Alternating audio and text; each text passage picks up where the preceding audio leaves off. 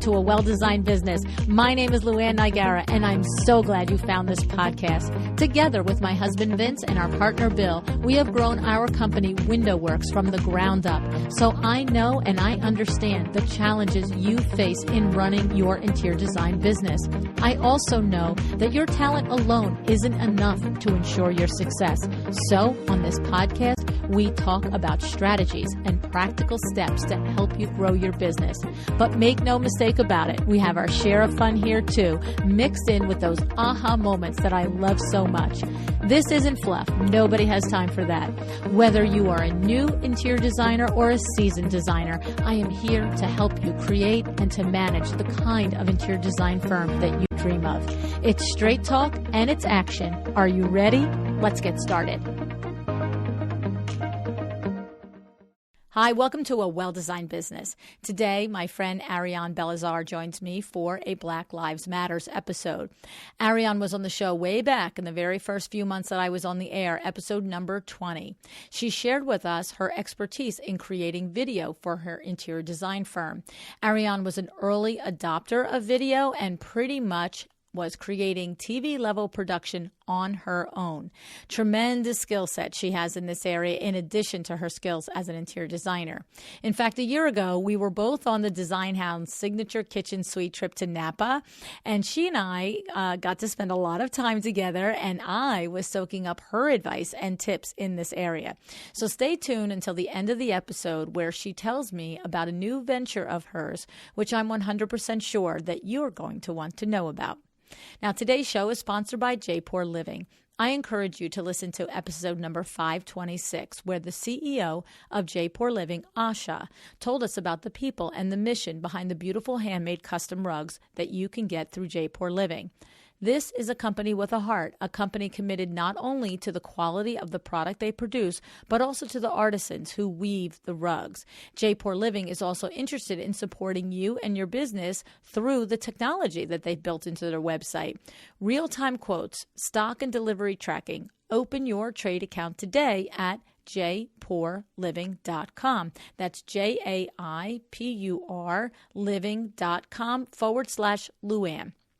Now, it has been 4 years and 540 episodes since I have spoken with Arianne. Let me bring you up to speed on her and her business. She is based in Baton Rouge, and in addition to being an excellent interior designer, as I said, she's an accomplished video content creator.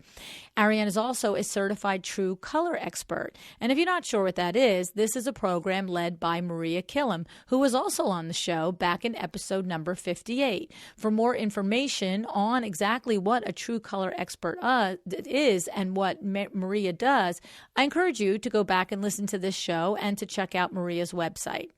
Now, back to Arianne.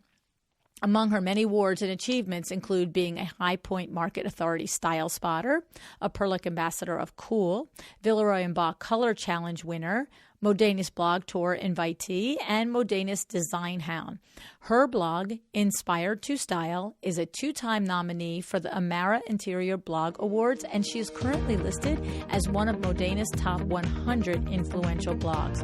Her work and expertise have been featured in Rue Daily, House Beautiful, Good Housekeeping, Business of Home, and USA Today. I am delighted today to welcome this terrific lady back to the show, and I'm honored that she is willing to share her experiences with us today.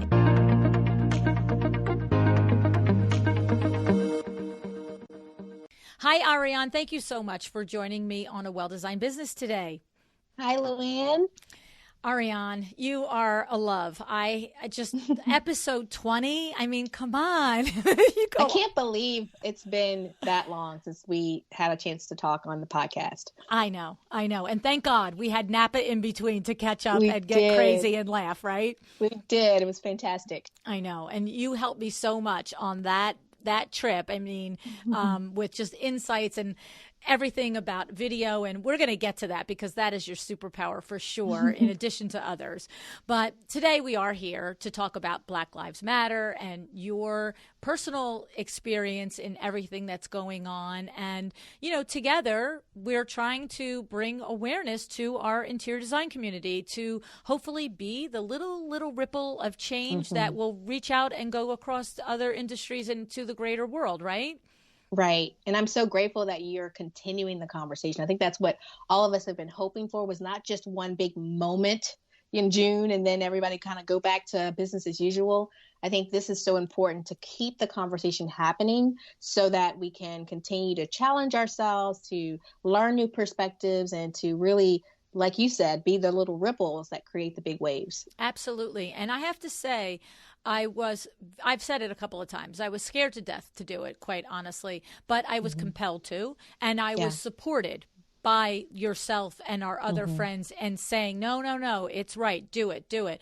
But the thing is, why I'm so glad that I did do it with your support, because for me, the layers of understanding that have come because of exactly what you said, by continuing the conversation. You know, I'm not a young chicken. I've been through many, many, racist events in my lifetime.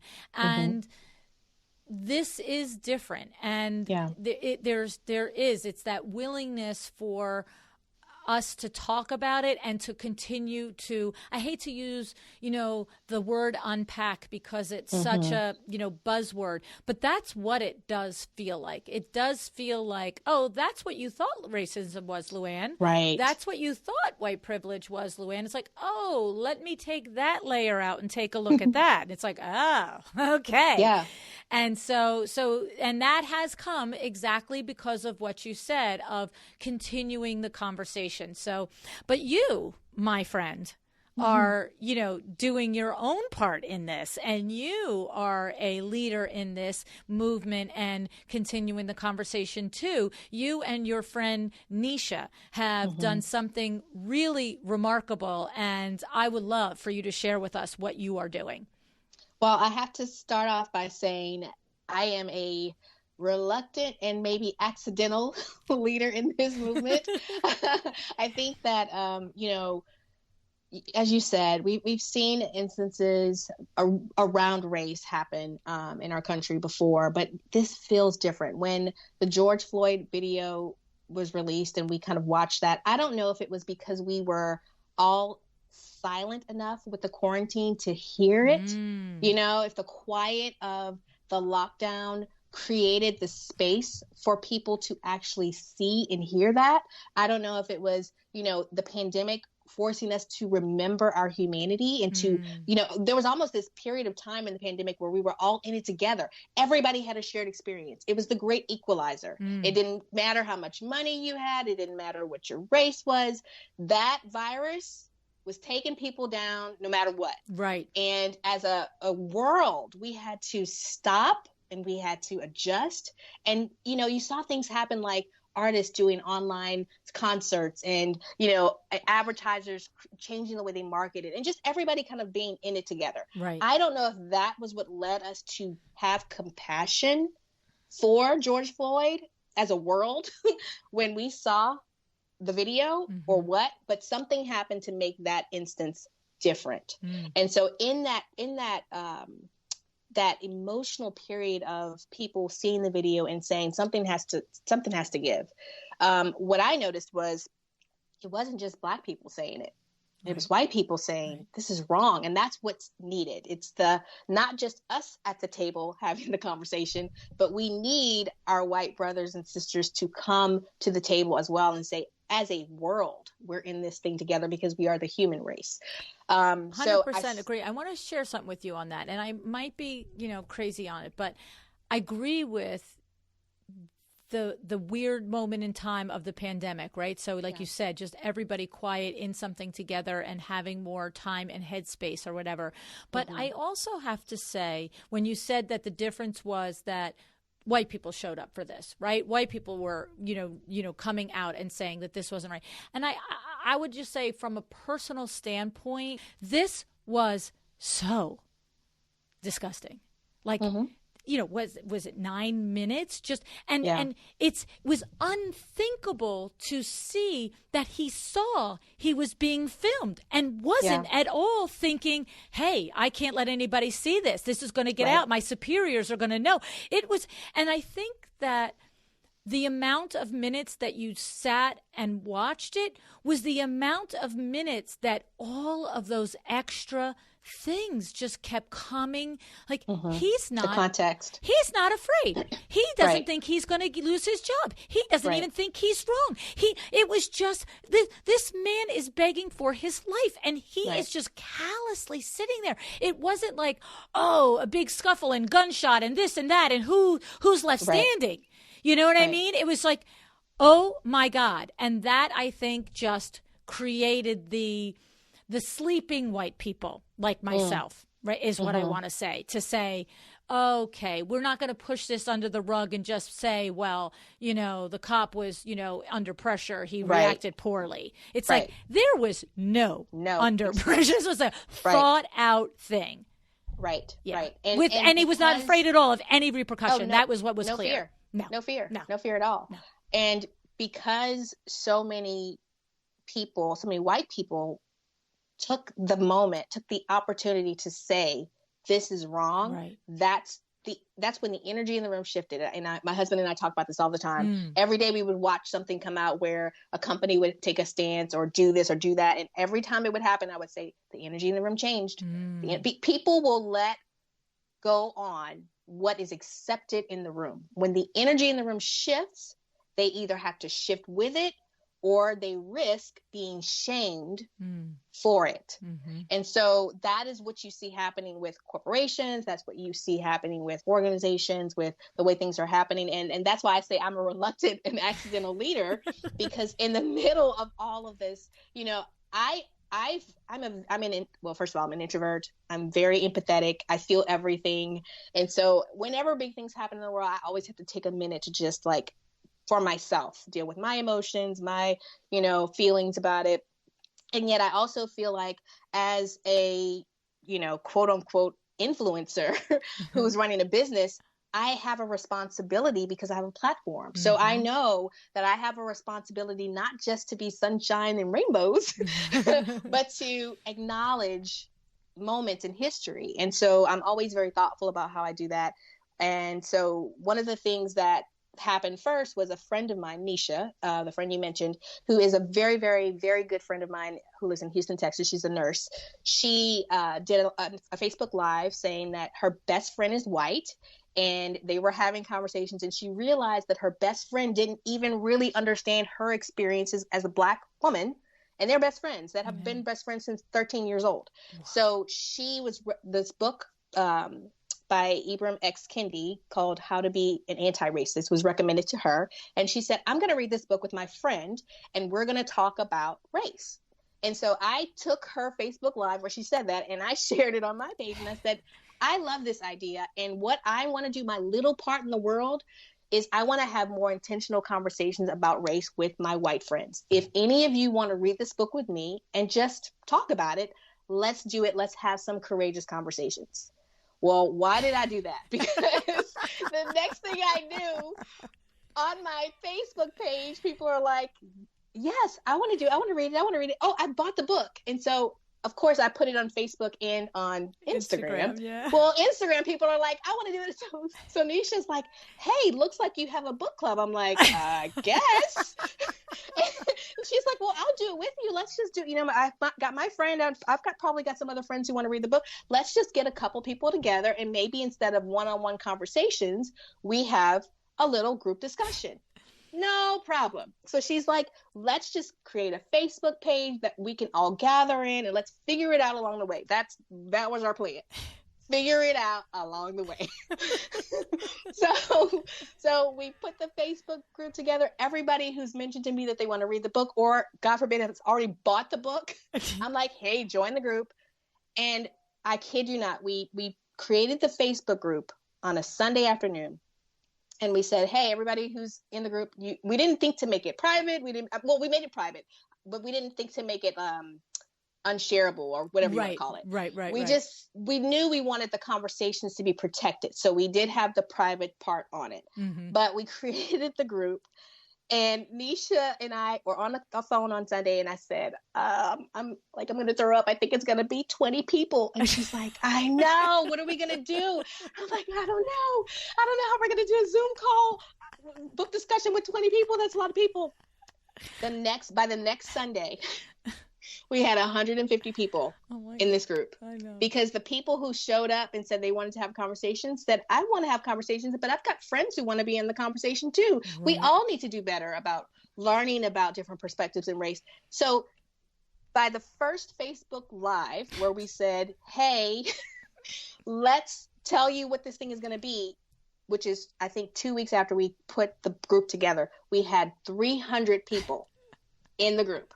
300. Oh my goodness. And we hadn't even started reading the book yet. We were just like, okay, well, I guess we've got to figure this thing out. So we, within 2 weeks, created a curriculum and a format for what we call Courageous Conversations. And it is discussions that are driven by the book so that we all have a common place to talk, because part of the challenge is everybody's perspective causes them to see the world differently. So if we come to this conversation and everybody gets to put their perspective in the mix, we don't get traction because we're all going to stay in our perspective. The book allows us to see history and policies as they are layered over race.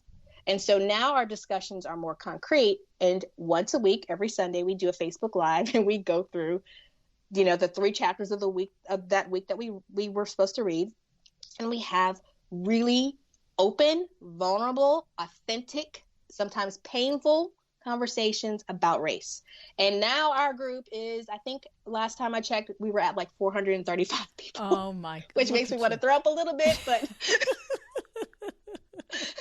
but I'm saying that to say that was not the intention, but every one of us, don't be fooled into thinking that the problem is so big you can't do something about it. Yeah. In the group of 435 people, we've got educators who now understand how policies in education are affecting Brown and Black children. We have people who are in law enforcement or in the judicial system. One of them is an attorney who lives here in Baton Rouge who serves and has served in the capacity to put forth policies that she now realizes are harmful. And one of the first things she did after reading just the first 3 chapters of this book was she called a meeting with the president of our local NAACP and said, let's have a conversation about how we can work together to make our community better. Like that's what's happening in this group that was literally an accident.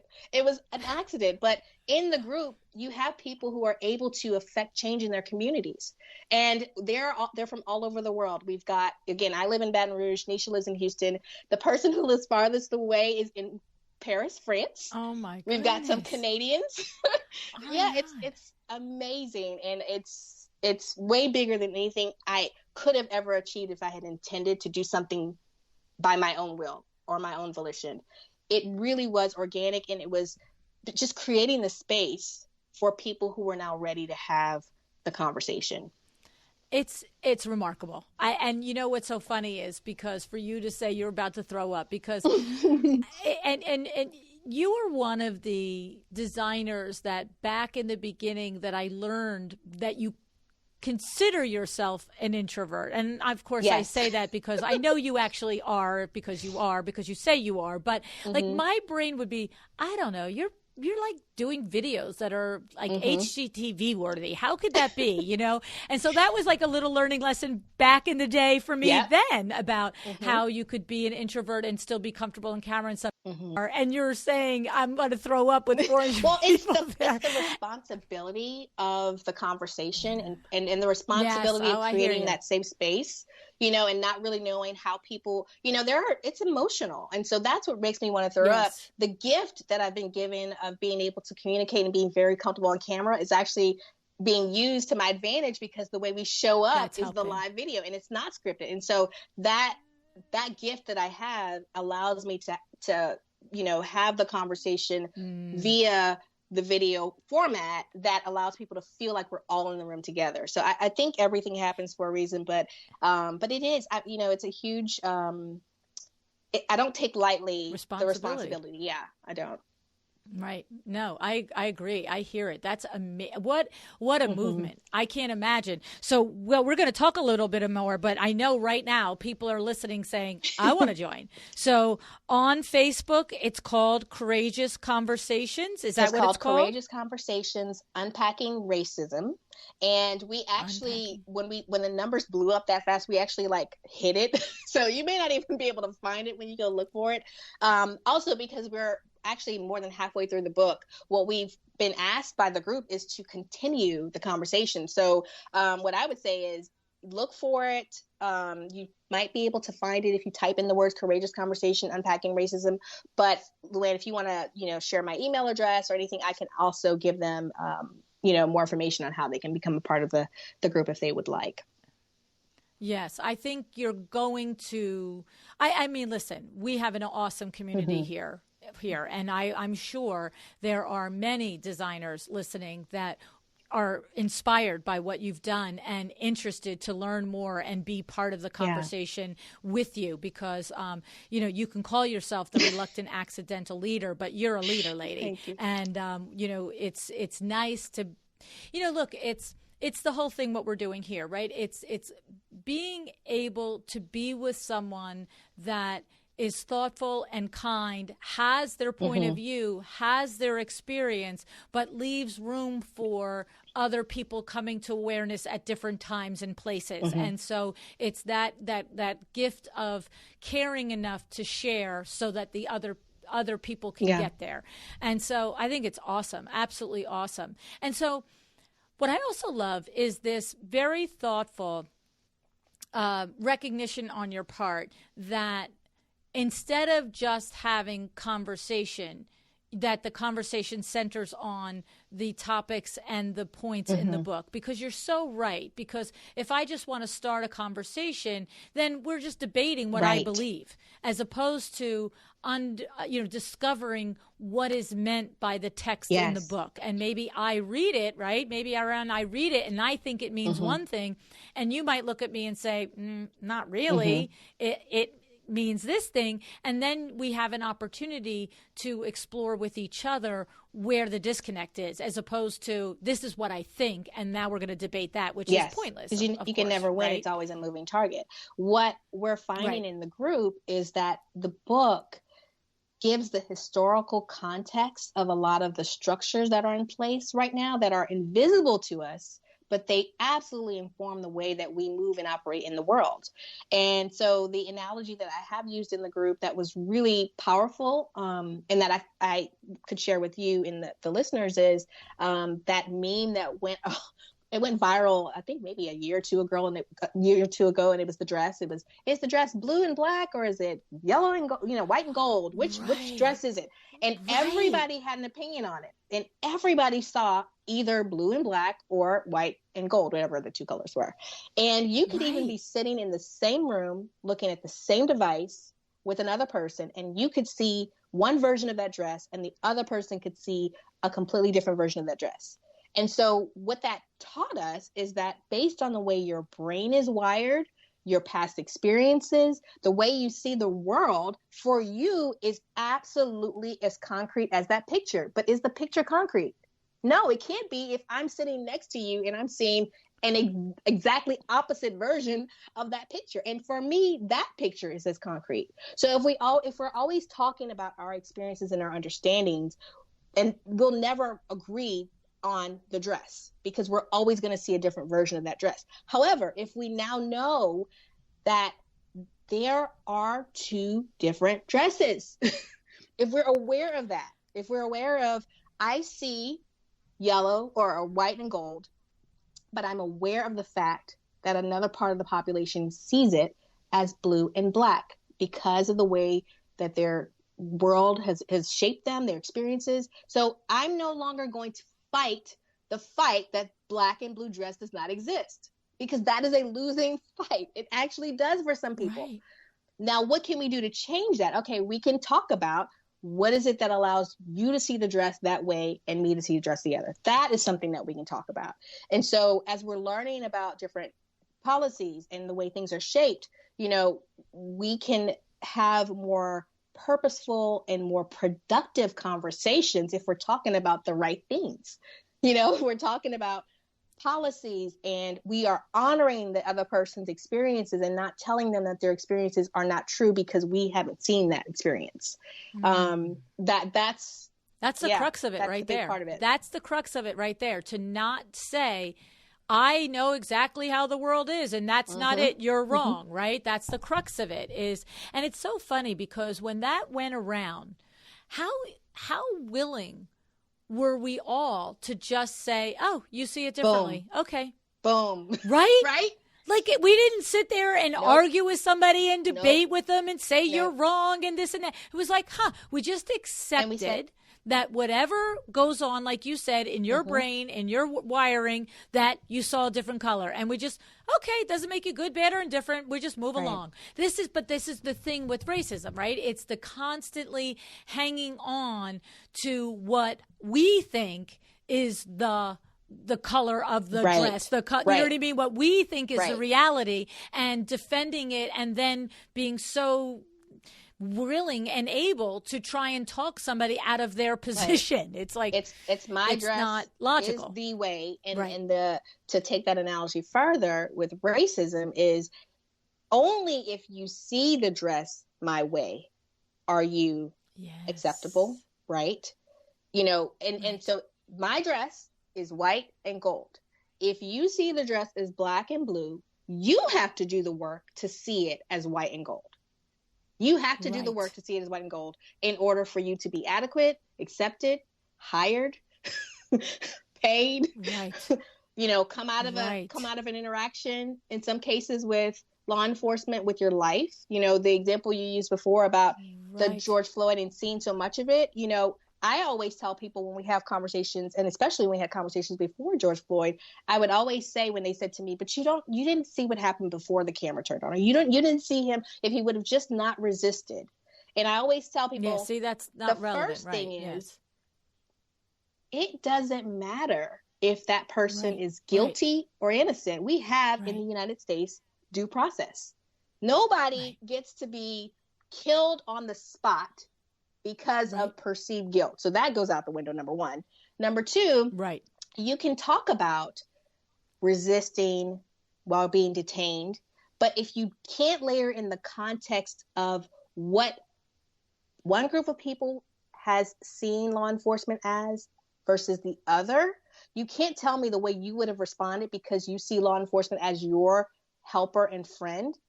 You can't tell me that's the way I react in a situation where I see law enforcement, unfortunately, as something to be feared. Because when my body is encountering something that I fear, I go into fight or flight. That is basic science. So when you see someone resisting, you can talk about their behavior, but you have to also understand it is a biological response to fear of being attacked, because there's a whole lot of context around what happens when law enforcement is interacting with, a certain group of people. So that's where the layers come in.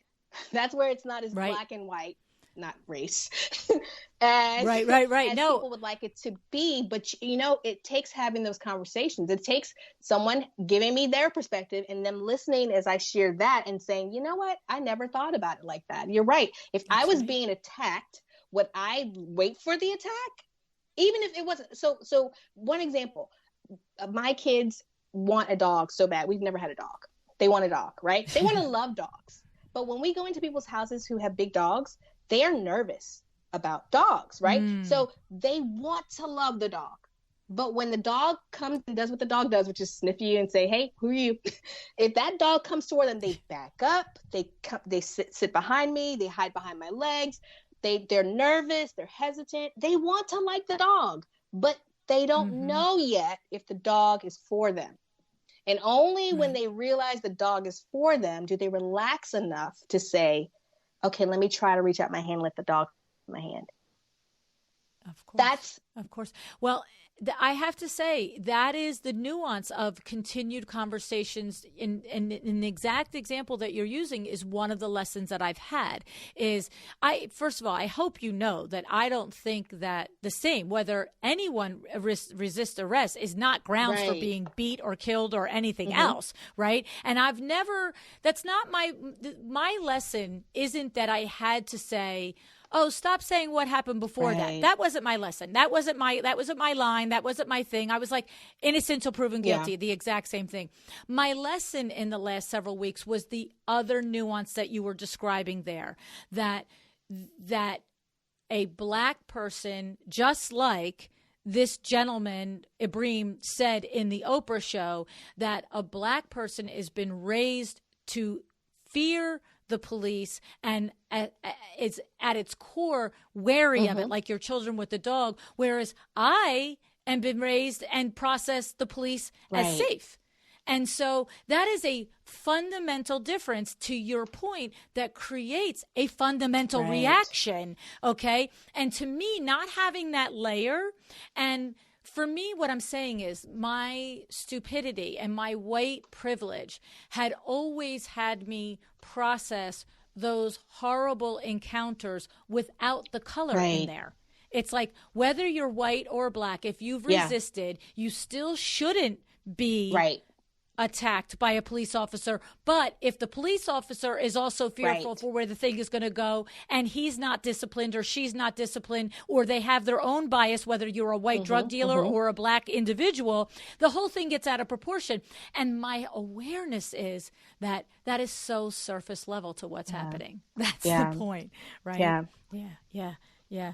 It's crazy. It's crazy. And so, what are some of the things that have come up? You know, I'm so interested in these policy things, and you've said it and others have said it, how there are policies that are in place that are silent, that whether you're Black or white, you might not have recognized how it's automatically designed to keep perpetuating a system that is not just. So are there examples there that you can share? Yeah, Arianne? there are. And that's one of the things, I mean, I don't get a cut off of the book, but what I love about the book is he systematically dismantles racism by talking about every area of our life that we interact with race, from the definition of race and how we subliminally have a hierarchy in our minds, and we've been trained to have a hierarchy of what's good versus bad, and there's a spectrum on the race.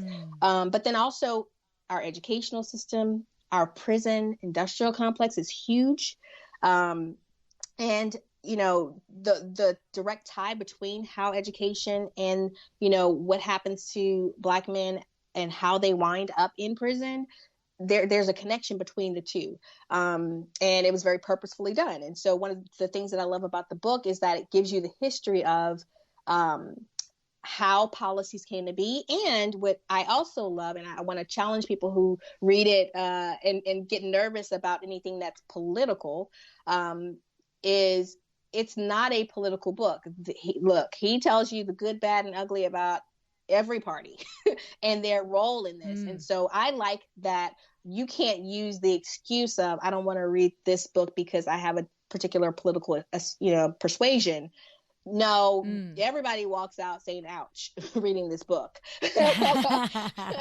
And so our taking no names, taking no prisoners, right? That's right. So our job is to always look at every policy and to ask ourselves the question, is it anti-racist? And the definition of anti-racist is really anything that provides equity for all races. It is not to make one race superior to another. It is not to punish one race over another.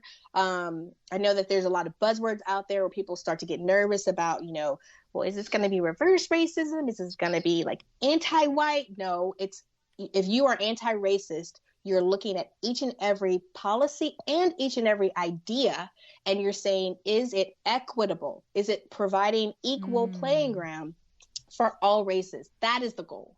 It is not one over the other. And so there are a lot of examples in our day-to-day living where we can and should challenge whether policies are racist or anti-racist. One of the examples I love is, again, one of the ladies in our group is an attorney, and she has always, in her own words, she said, I have always been, worn the mantle, tough on crime, law and order. I've always said, if you're good, you're good. If you're bad, you're punished, and I have done and consistently, supported and done my job to enforce policies and laws that are tough on crime.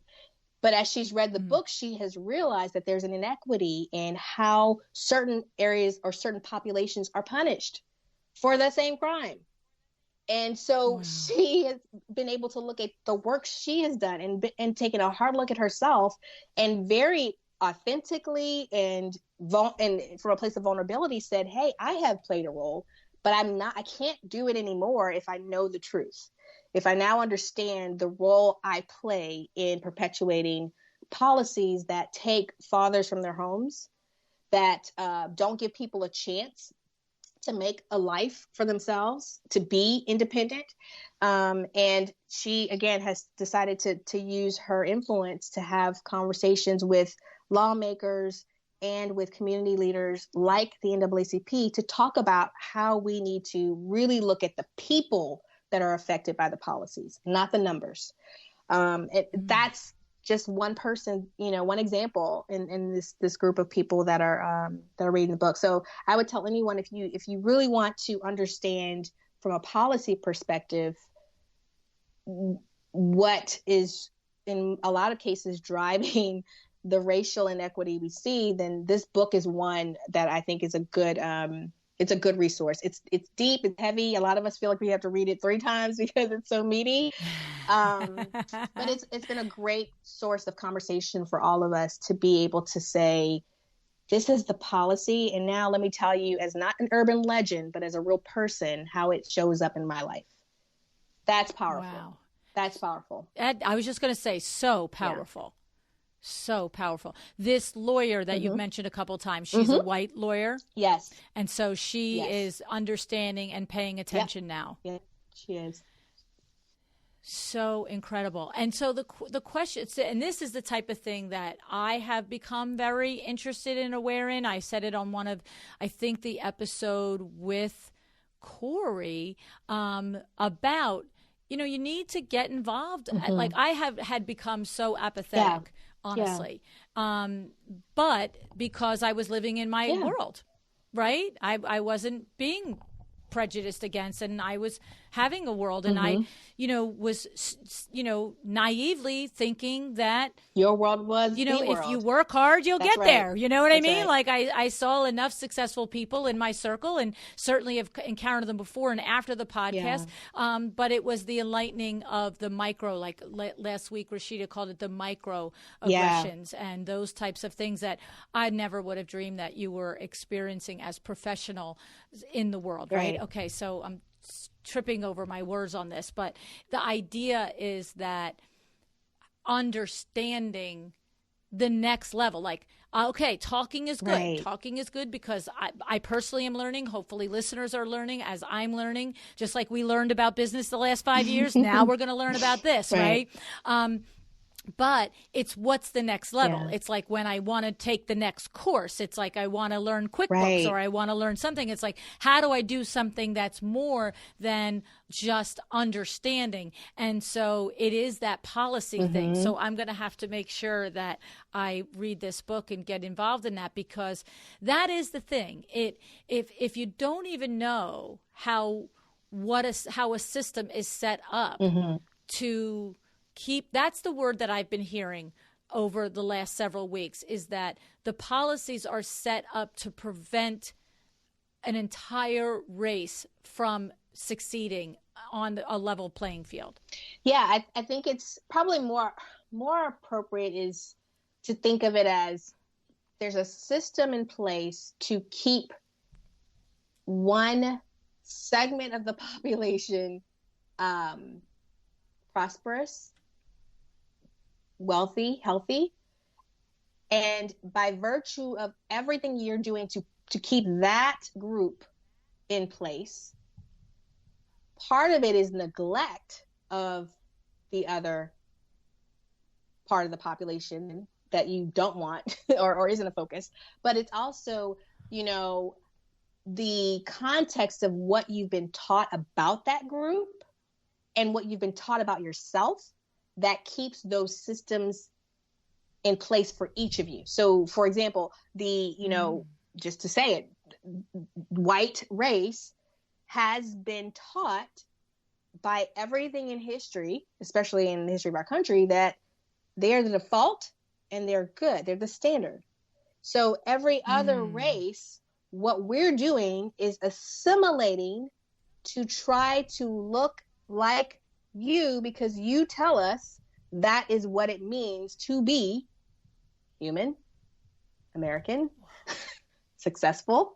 Wow. So if you really think about the success, and this is very controversial, this is, unfortunately, this is the kind of conversation we have in our group. So if people are like, ow, that hurts, that these are the conversations that you should be having with your friends, the questions you should be asking. That's why I'm grateful LuAnn invited me on to the show to have these kinds of conversations. But there, just like that example of the dress, I'm not saying that the white population is fully aware that there is a different color dress. That's number one. Right. Because your world experience. We're just looking at the dress we've got in front of us. That's it. Your world experience is the world. It is the dress, right? Right. You aren't even aware that. That's what I was saying about that other example. I wasn't even looking at the other layers. Like your existence is your world. It is the default. Yes. It is the standard, right?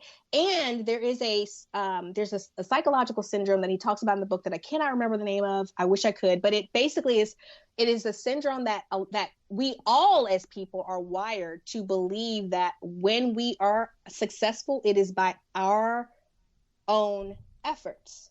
We want to believe the best in ourselves, right? So when we say, I pulled myself up, I worked hard, I am successful because of what I did, we're neglecting the context around the system that was put in place to allow us to be successful in the first place. If that system is there to allow your hard work and effort to make you start from zero and to get from 0 to 100 by your own effort, partly true. You did run the race 100 yards. But if the system is also in place so that when I start, I'm at negative 20 yards, I'm at negative 40 yards, and I'm expected to get to 100, that means that you can't say everything that you did and why you're successful is by your own doing. Right. That's the disparity in the two conversations. And that's why it's painful when, as Black people, we hear people say, I just wish they would. Why can't they? I did it. I don't have privilege. I worked hard. Well, the privilege is you started at 0. And that when you ran the 100 yards, everything around you looked perfectly normal because it's your experience. You are the default. You're the standard. But if you turn around and look back at the people running behind you, they're running hard. They're working hard. They're just leaping over hurdles, diving past dirt bombs, hopping over holes, and doing what they can to make it. And so I just have to finish this statement by saying, I am not asking for special treatment. I am not asking for people to feel bad. I'm not asking for people to feel shame. I'm not asking for people to feel like they should pity, Black and brown people, people of color. I'm asking that we look at policies and we always ask ourselves the question, is this policy going to make sure all of us are lined up at the 0 mark? Or is this policy making sure I'm at 0 and that somebody else is at negative 20, somebody else is at negative 40? That's the question. It's not, it's not to, I feel like in these discussions, people feel attacked when we point out facts. It's not attacking you. I hope you don't feel like that. You think I feel that way. I don't feel like that. I don't. Okay. Yeah. No. You know what? The first time the first, what the eye opener for me, your analogy is very on point, and it reminds me of the eye opener I had again from the Oprah "Where Do We Go From Here Now" show, when one of the scholars invited, one of the guests invited, said that white privilege in a nutshell is you are swimming downstream. Yeah. And swimming downstream isn't always easy. Sometimes your boat goes under, sometimes you fall under, sometimes you get gulps of water. And yeah, it's not so easy to swim downstream. Things can go wrong. You can hit a rock and crack your head open and have to get it fixed and keep going swimming again. But for the Black community, it's doing everything you do that's hard to do, but swimming upstream. Right. And I was like, like I get that now. That is, so in other words, because what that analogy allows for is what you just said. It's, yes, you did work hard to get where you are. It wasn't always easy. It allows, I think, for white people who are willing to open their eyes and ears to say, okay, there, because that is the knee-jerk reaction, like you said. I got myself here. Why can't you? Right. What's your problem? I worked hard. I came from nothing. You know what I mean? Like, I mean, the truth is, a lot of white people, we do come from nothing, right? Like we do. It's like, and so the point of the matter is, though, that for me, that like where you say I'm starting at negative 40 yards or negative 20 yards in the same race, it's like we both have the same struggles as we get along. Not we don't have the same struggle. The point is, we're both trying to make a living, and we're both trying to get an education, and we're both doing that. But the point is, when you start way behind, everything is harder, or if you're going upstream while I'm going downstream. And I like that analogy because that is a knee-jerk reaction of the white community to say, it wasn't so easy for me either. Everybody has to work hard. And it says, look, life is hard. Get over it. But we're making it harder because of policies and because of viewpoints and because of racism for an entire, race of people based on the color of their skin. I mean, like, that's like saying everybody with blue eyes, this, that, or the other. It's just so absurd. It's just so patently absurd. But it has been designed into our culture. It has been designed in. I hear you when you said that, we're just inherently being taught that this is the standard and that everything should reach to that standard, which is just so crazy.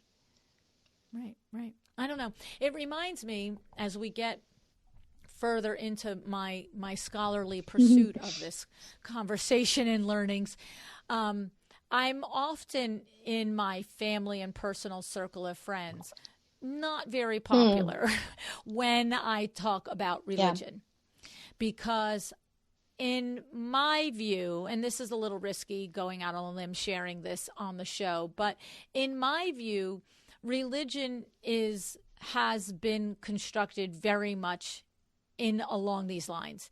It's been constructed to support the institution of religion. And you can have a belief in the God, universe, whatever you want. You can have a code of ethics. You can have a moral code. I hope and I pray that we all do, okay? But the institution of religion has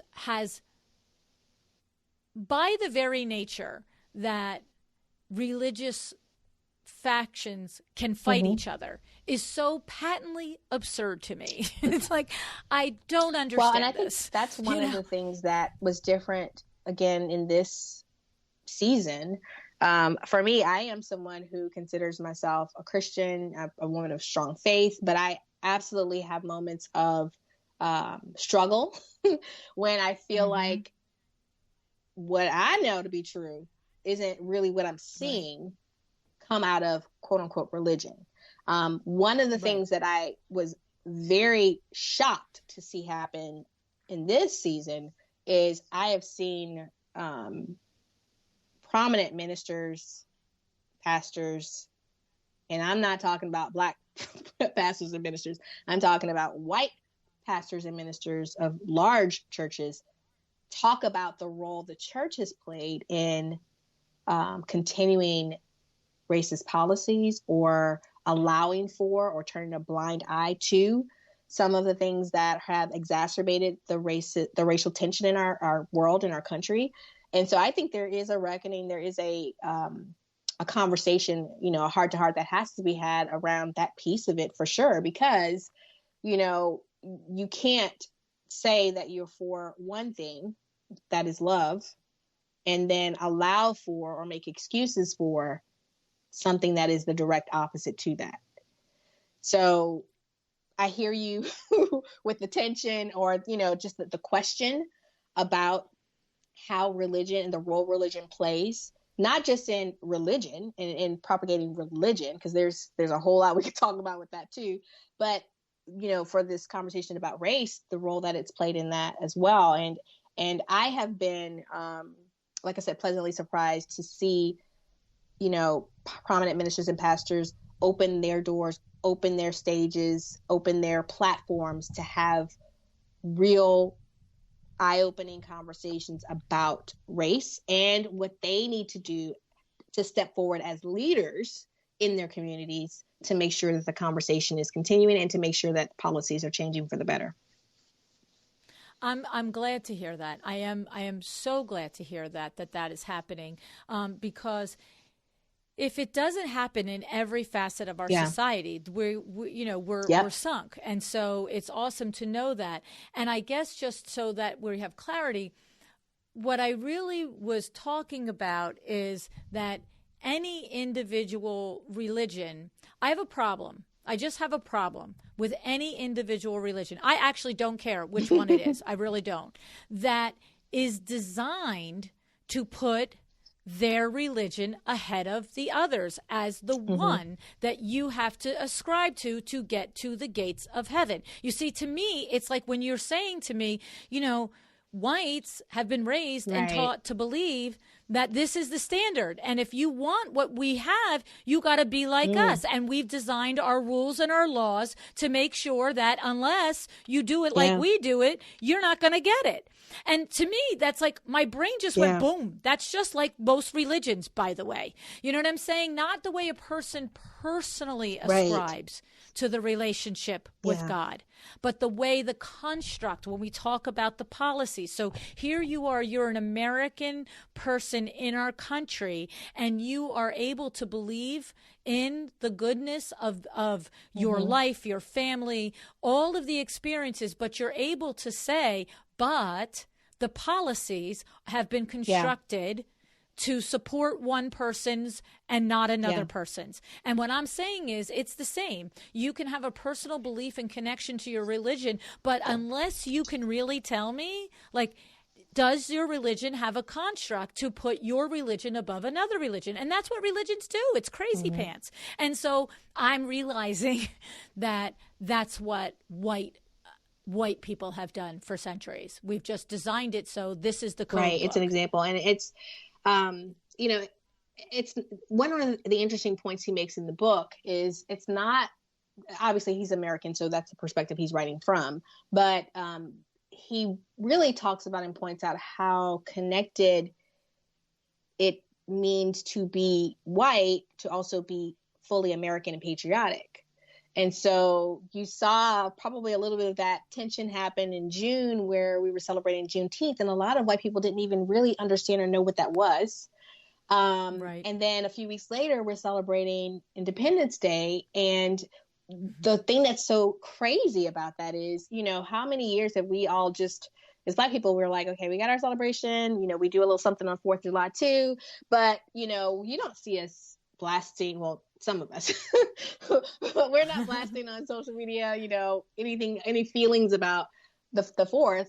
But in this group that we're in, because we're learning about nuance and context and history, one of the white women in our group actually posted and said, hey, you know what? It just occurred to me. How do you guys feel on the 4th of July? Like, do you feel conflicted? Because I do now, because now I realize that we're celebrating independence and, a good chunk of y'all weren't free at that time. Right. So those are the things, those are the tough conversations that we have to have without you pushing back on me, and I say you, not you, LuAnn, but the person I'm talking to pushing back on me, that I'm making them feel bad or feel guilty about being patriotic. No, I'm simply pointing out that there are some conflicted feelings about this country that we both love.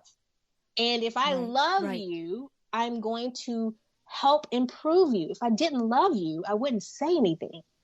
It's why I'm doing, I'm making myself available to do this book club. If I didn't love people, I wouldn't do it. It's painful. It's stressful. It's hard.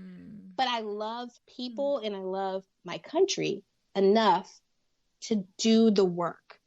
And so what I would say to anyone listening is, when you hear someone point out inequities or discrepancies or, areas where the country may not have lived up to its ideal, instead of feeling offended, listen to the fact that that person loves the country enough to try to make it better.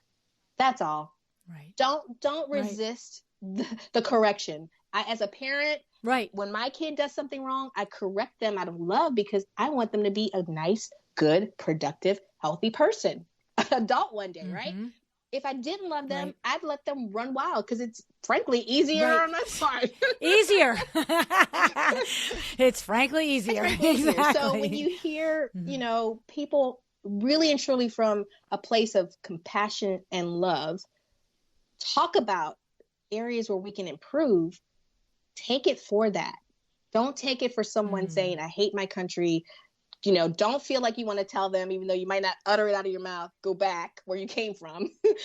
Or if you don't like this country, go somewhere else. Don't try to resist that reaction, and take it for an opportunity to say, hey, maybe we do have some areas where we can improve. Right.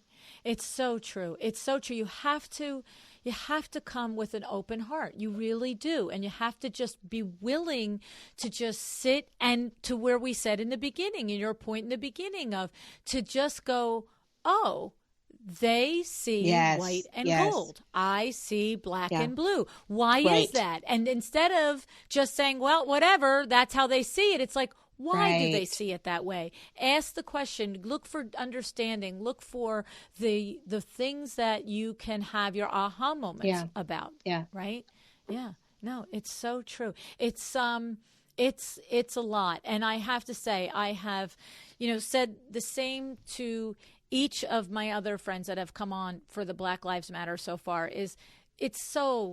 We're just so privileged and lucky that you do come and share your time. And Arianne, for you as well, to come and share your time and have these conversations is insane, because it's not really your job to teach all of us, right? Like, here you are. I'm going to have to title the show The Reluctant Accidental Leader. I need a badge or a shirt. You do. Oh, my goodness. And I have to say, before we go, it's already almost an hour, but you have taken your business and exploded it, lady. It's amazing. When I saw the bio that came through with you and the accolades, and of course shared them in the intro. So just give us a little, get us up to speed from episode 20 to, we're going to be like episode 560 or 70 something. It's amazing how fast that time has passed, but how much has happened in that time. Since we talked, I think I have been a high point style spotter. I think that happened after you. I've been an ambassador for Perlick. I've had some brand partnerships. It's just been amazing. And I credit a lot of the kind of influencer hat that I wear with my video. I just, you and I have talked about my native language, my native tongue is video. So I think that has made me different and created a lot of opportunity for me. So that has happened. My business has grown tremendously. And one of the things that's shocked me is we have had a bigger first half of the year profit-wise this year, 2020. Yes, people, you heard me, in this year, 2020, with the pandemic and everything else that has happened. But we've literally had to waitlist people for work. And I think a big part of that is just the consistency of showing up, telling the story of design, building my value into every piece of content that I produce, so that it's not just entertaining, but it's also educating people on why our industry is so important, why our profession is so important. So much so that when people were stuck at home, they're like, hey, it seems like a good time to start doing some projects. So we have been really, really blessed with lots of business on that front. And I've had enough of my friends who are designers tell me, girl, if you don't put together a product about how to do video, you are missing the boat. And so I know that there are a lot of people who have, built products around how to do videos. For me, I've always wanted to teach people how to tell video like stories. You and I have talked about this. That's your superpower. That's my superpower. And the fact that I understand that video should be a story. And so I finally put together a course, and I teach all my tricks. I teach you how to build a story arc, how to write a script, how to plan for your shoot, what equipment you need. It's literally like masterclass for how to do video. That's incredible. I didn't know that part. So what is it called? Video Like a Pro. And Video Like a Pro. And it is a really all-in course where I teach you how to make the right videos for your marketing mix. So I'm not necessarily talking about, how to go live, which is a part of it, a part of your video mix. I'm not talking about the on-the-fly videos that you're doing when you're out and about showing people your projects. I'm actually talking about the videos that can live on your website, the videos that highlight your projects and your client testimonials and, really kind of build value into your brand. And I'm teaching you how to create those videos and how early in your process you should be thinking about your video, so that by the time you get to install day and the reveal, the story that you've been trying to tell, and you've actually collected some of the elements you need for that story, so that it's as easy as either turning it over to a production company to edit, or an intern, or heck, a teenager who's good on their phone. Or I show you my editing process. So I take you into my editing day, and I show you how I cut and trim. And so it's got just as much for someone who just wants to know how to create the format and hand it off, as it has for the person who's like, I am like Arianne. I kind of like doing video as a hobby too. So I want to know how to do it all, how to shoot it, how to edit it, and so that's what you get in that course. I'm so thrilled to know that you've created this, because this really is, but it really is your superpower, sweetie. I mean, I remember we talked for, I picked your brain for hours at Napa, and then we laughed our booties off at that wine tasting. Yes. But the thing is that there is one element of doing video for your business as a designer to come to it, that is the instruction on teaching the importance of it, just convincing you that it's important, right? And then there's the element of the physically how to do it. Do I need a light ring? Do I need a garage band? What do I need in the editing? But your superpower is that story arc. And I remember our conversation, and you just said it again now, is that you personally don't get to an install without already knowing the shots and the things that you need on that day. And that is the difference. And I remember when we talked at Napa, I was like with my eyeballs wide open and my mouth on the floor. I was like, oh my goodness. And you know what it reminded me of? The reason why, you see, when somebody says something to me and it makes perfect logical sense, it's usually because I can make a direct analogy. So when you were explaining how at the beginning of every single thing that you think you want to make a video of, you are mapping it out like a story. And to your exact point, I'm going to repeat again because it's so important that you go into the final install day knowing the shots that you need. Now, you might get inspired and take extra shots, but you're not just like, hey, it's install day. Let's see what's fun to shoot. Let's see what video is good to have. And that eye-opener to me was the exact relationship to, there is a skilled interior designer listening to this show that would not and does not do the exact same thing for the design of a room. You don't just show up on install day with maybe this or that accessory. We'll see if it works. You know, maybe this sofa will deliver from to this hat.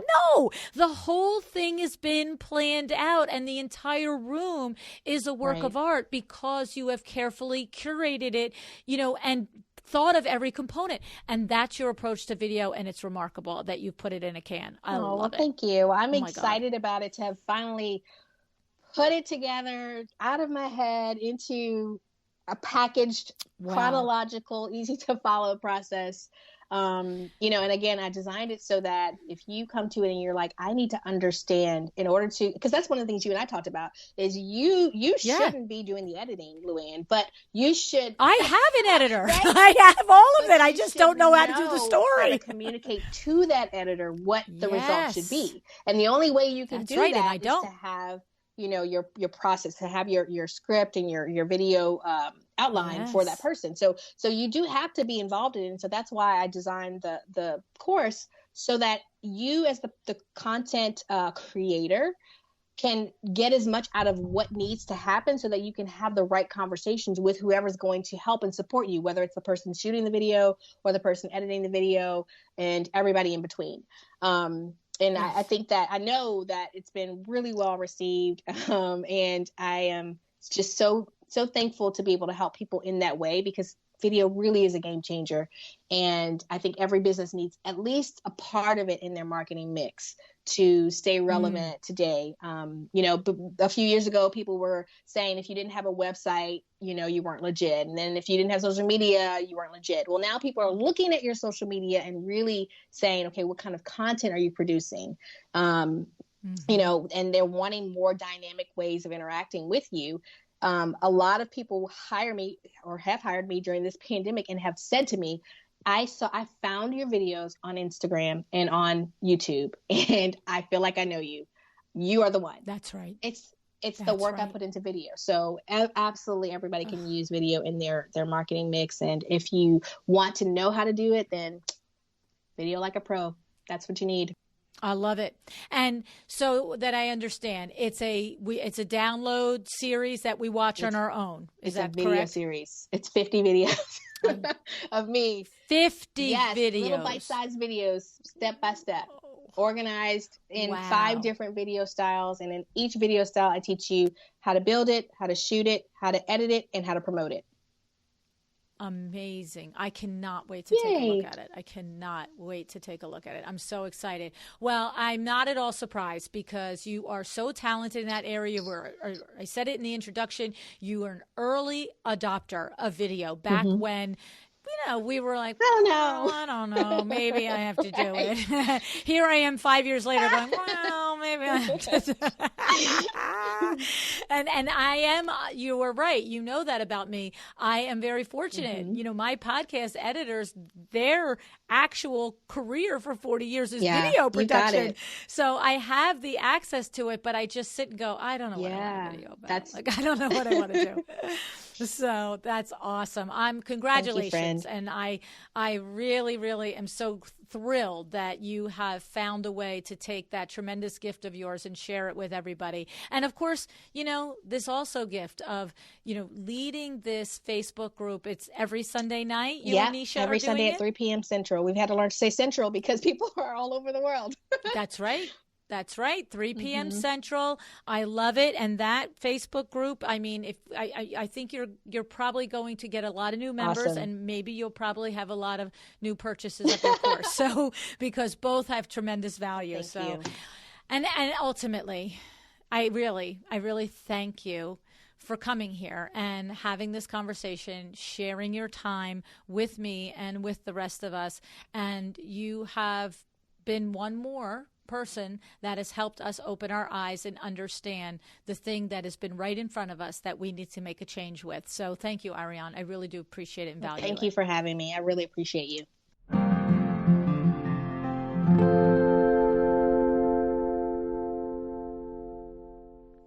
Are you having a similar experience to me?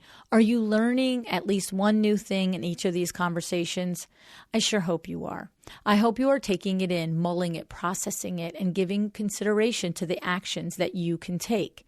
For me today, of course, Arianne's use of the black blue dress and the white gold dress was the aha moment.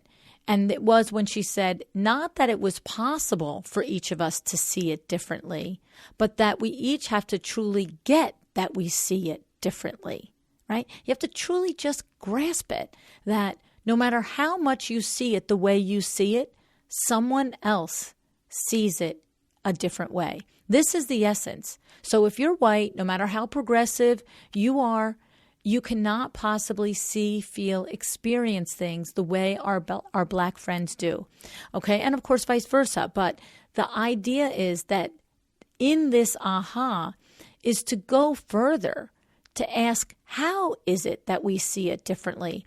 Why have our policies and our system been built in such a way that it even makes it possible for us to see things so differently and to experience living in our country so differently? We must, as Arianne said, review all proposals, policies, actions from the lens of, is this equitable? Is it possible to achieve an equitable outcome with this XYZ in place? And if the answer is no, you must act, you must speak up, and you must get involved. Okay.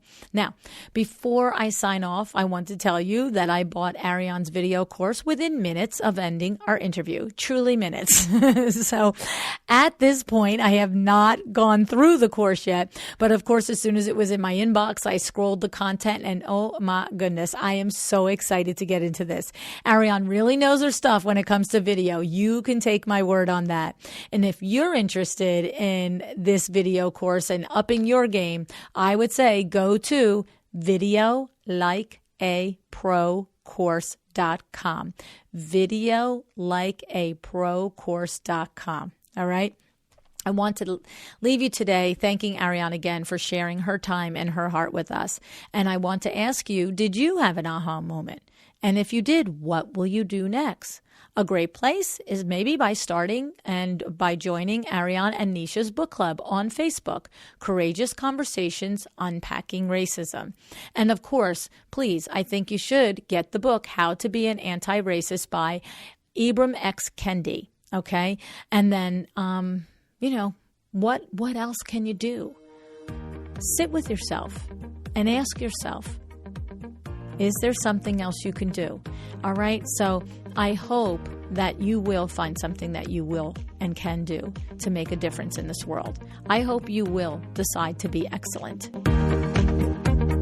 Thank you so much for joining me again today. This podcast is a production of WindowWorks, your resource for custom window treatments and awnings. To learn how we can help you on your next interior design project, go to www.windowworks-nj.com. And if you're interested in working with me on your business, either through masterminds or one-on-one coaching, or you want to know how to get my book, The Making of a Well-Designed Business, or you just want to know what's going on in the podcast land and where I'm going to be, all of that is found at LuAnnNigara.com. Thank you so much. Have an excellent day.